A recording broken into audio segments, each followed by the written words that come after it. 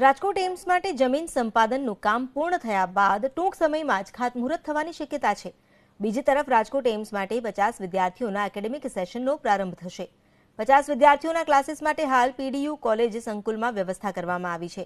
આવતા વર્ષે એમ્સમાં હંગામી ધોરણે ઓપીડીનો પ્રારંભ પણ થઈ શકે છે। રાજકોટ એમ્સનું તમામ બાંધકામ જૂન 2022 સુધીમાં પૂર્ણ થવાનો અંદાજ છે।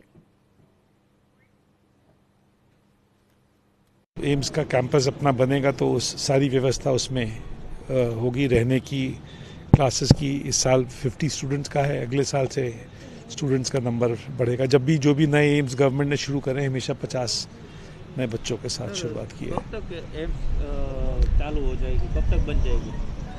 ये कंस्ट्रक्शन का काम शुरू होते हुए ये प्लान है। ये गवर्नमेंट ऑफ इंडिया इसको सुपरवाइज कर रही है, मिनिस्ट्री ऑफ हेल्थ।